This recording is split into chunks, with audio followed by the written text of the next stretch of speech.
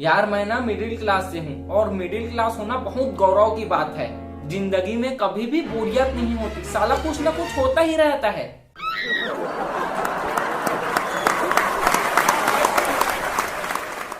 जैसे एक दिन मेरी दादी मेरे पापा और मम्मी के झगड़े को देखकर बोली कि पति पत्नी का रिश्ता ना साइकिल के पहिए की तरह होता है। तो मेरे पापा बोलते हैं कि अगर पति पत्नी का रिश्ता साइकिल के पहिए की तरह होता है तो क्या उसमें गर्लफ्रेंड जोड़कर उसे रिक्शा बना सकते हैं क्या?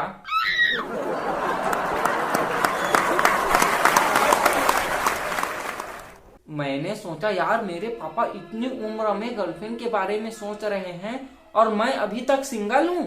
फिर ना मैंने लड़कियों को ना इंस्टाग्राम पे फॉलो करना चालू कर दिया।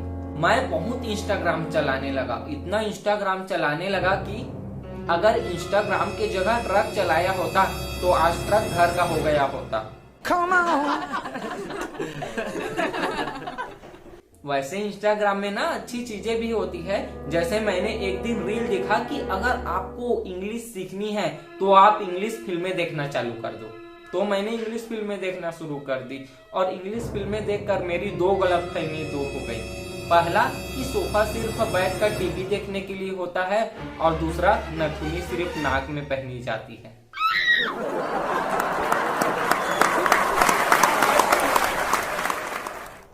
वैसे मुझे ना इंग्लिश स्कूल में सीखनी थी लेकिन मैं 10th फेल हूँ। दरअसल मैं ना जब हमारा 10वीं का एग्जाम था तो मैं बहुत घबराया हुआ था।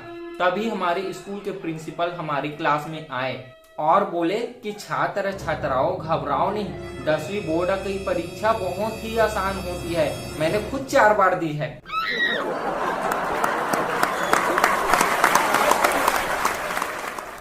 और उनकी बातें सुनकर मैं और घबरा गया और मैंने 10th का एग्जाम दिया ही नहीं। इसलिए मैं इंग्लिश फिल्में देखकर इंग्लिश सीख रहा था। खैर इंग्लिश सीखा नहीं। फिर ना मैंने इंस्टाग्राम पे एक लड़की देखी जो हमारी स्कूल की थी। उस लड़की के ना पहले बहुत बॉयफ्रेंड रह चुके थे, तो मैं उसको फॉलो करने लगा। वो ना अपनी हर बातें स्टोरी में डालती थी। फिर एक दिन ना उसने अपनी स्टोरी में डाला कि मेरा ब्रेकअप हो गया। फिर मुझे ना एक चीज समझ आई कि यार ब्रेकअप का दर्द उस लड़की से पूछो जिसे अपना रिचार्ज खुद ही करना पड़ता है। Come on! फिर मैंने सही मौका समझकर उसे मैसेज किया तो उसका भी रिप्लाई आ गया। फिर वहां से ना हमारी दोस्ती शुरू हो गई। फिर एक दिन ना वो मेरे घर भी आ गई और जब वो घर आई तो मुझे एक बात का पता चला कि यार हम इंडियंस ना चाय के लिए थैंक्स नहीं कहते, कहते हैं ही ही ही ही। हमारी दोस्ती और भी गहरी हो गई। फिर एक दिन उसने मुझे सामने से प्रपोज करने का सोचा, लेकिन उसे डर लग रहा था क्योंकि लक्ष्मण जी ने भी सुपनाखा की नाक प्रपोज डे पे ही काटी थी। फिर अगले दिन उसने मुझे प्रपोज कर दिया, लेकिन यार मैं सोचने लगा कि इसके तो ऑलरेडी पहले भी बहुत बॉयफ्रेंड रह चुके थे, इसलिए उसका प्रपोजल मुझे ऐसा लगने लगा जैसे कि लक्ष्मी चिट फंड वाली अनुराधा मुझे प्रॉमिस डे विश कर रही हो।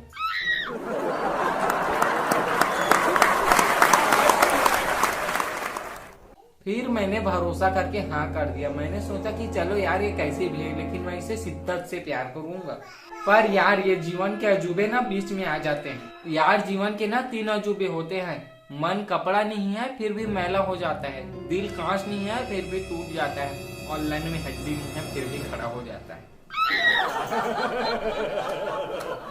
फिर एक दिन ना मैं उसे मिलने बुलाया। वो बोली कि तुम्हारी जो भी तमन्ना होगी मैं पूरी करूंगी। फिर वो मुझसे मिलने आई, बोली कि क्या तमन्ना है तुम्हारी। फिर मैंने उसके कपड़े निकाले और बोला फूल ऐसे हो कि जिसमें कांटे न हो और गर्लफ्रेंड ऐसी हो जिसमें झांटे न हो। फिर वो बोली कि गुलाब के फूल में कोई कांटे नहीं देखते और शॉट मारने वाले कभी झांटे नहीं देखते। Come on!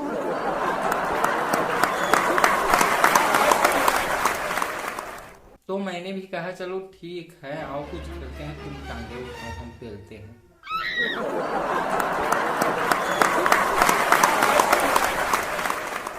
फिर वो बोली कि बेबी ऊपर ऊपर से बस करना। तो मैंने कहा चलो ठीक है। तो फिर कुछ देर बाद ना वो बोली कि बेबी मुझे भूख लग रही है। तो मैं उसे लेकर ना रेस्टोरेंट गया। वहां पे जाके कुछ देर बाद मैंने दाल फ्राइड ऑर्डर किया तो वेटर उसे तुरंत ले आया मैं हैरान होके बोला, वाह, दाल फ्राइड ऑर्डर करते ही ले आए, बड़ी तेज सर्विस है तुम्हारी, वेरी गुड। फिर वेटर ने भी मुझे बहुत शराफत से जवाब दिया कि सर, जब कोई ग्राहक 15 मिनट तक मेन्यू देखता रहे तो हम एडवांस में ही दाल फ्राइड रेडी करवा देते हैं। Come on! फिर मैंने दाल फ्राइड के साथ साथ अंडा भी ऑर्डर करवाया।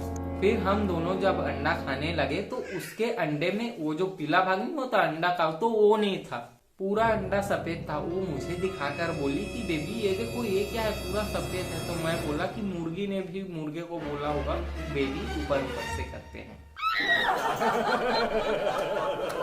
फिर हम दोनों रेस्टोरेंट से खाना खाकर आ गए और मेरे घर में आराम करने लगे।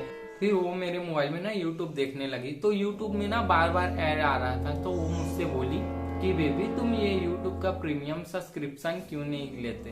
फिर मैंने बोला, अरे यार, हमने बचपन में 3 घंटे की पिक्चर 5 घंटे दूरदर्शन पर देखी है, और तुमको लगता है कि मैं यूट्यूब, जियो सावन और स्पॉटिफाई के ये 30 सेकेंड के एड के लिए उनका प्रीमियम सब्सक्रिप्शन लूंगा।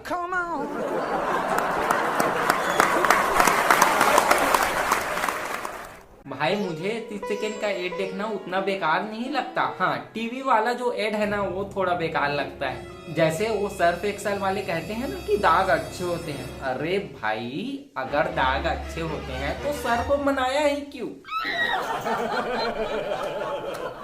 वैसे एड से याद आया, एक बार ना मैं टीवी पर केबीसी की एड देखने लगा तो मुझे ना वहाँ जाने का शौक चढ़ा और मैं जनरल नॉलेज स्टडी करता गया और मैं फाइनली केबीसी पे चला गया।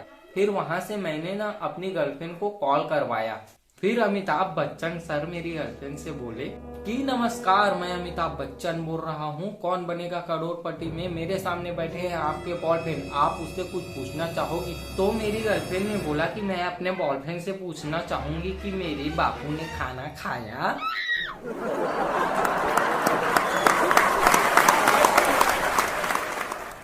ऐसी क्रिंज बातें सुनकर ना मुझे बहुत गुस्सा आया और ना मैं केबीसी से बाहर आ गया और सीधा जाके अपने गर्लफ्रेंड से बोला, ये तोतला तोतली वाली बेबी बाबू सोना मुझे पसंद नहीं है, प्लीज ऐसा कभी मत बोलना।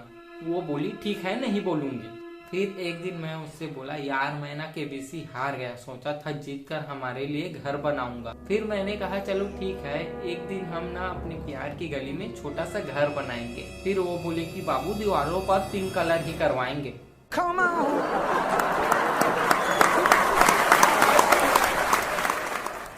मुझे थोड़ा गुस्सा आया और कहा चलो ठीक है, पिंक कलर ही करवा देंगे। तो ऐसी ना छोटी छोटी मूर्खता वाली बातें करती थी और इससे हमारा झगड़ा बहुत होता था। वो ना मुझसे हमेशा रूठ जाती थी और उसे ना मैं ही मना कर लाता था।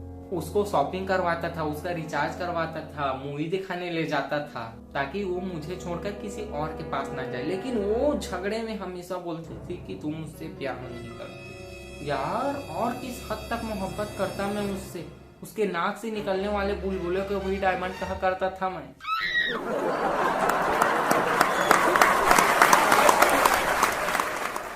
पर वो ना मुझे धोखा देकर किसी और के पास चली गई। मुझे पता था कि वो किसी और से बात करती थी, मैं उसे मना भी करता था लेकिन फिर भी नहीं मानी और चली गई छोड़ के। उसकी जाने पर ना मैं पूरी तरह टूट गया। फिर मैंने अपने एक दोस्त को कॉल किया और बोला कि भाई, दुनिया में माँ बाप से बढ़कर कोई नहीं होता। वो मेरी बातें सुनते ही बोला, कब कट गया तेरा? मैंने बोला शाम को।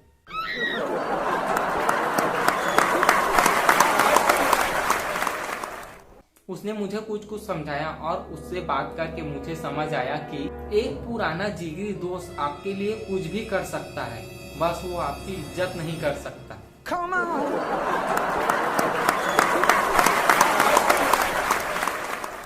फिर मैं अपने गर्लफ्रेंड के दुख से निकलने के लिए अपनी 10th की पढ़ाई फिर से शुरू की और उस दिन मैंने डिसाइड किया कि मैं न्यूटन से भी बड़ा साइंटिस्ट बनूंगा। आप बता दो कौन से पेड़ के नीचे बैठना ठीक रहेगा?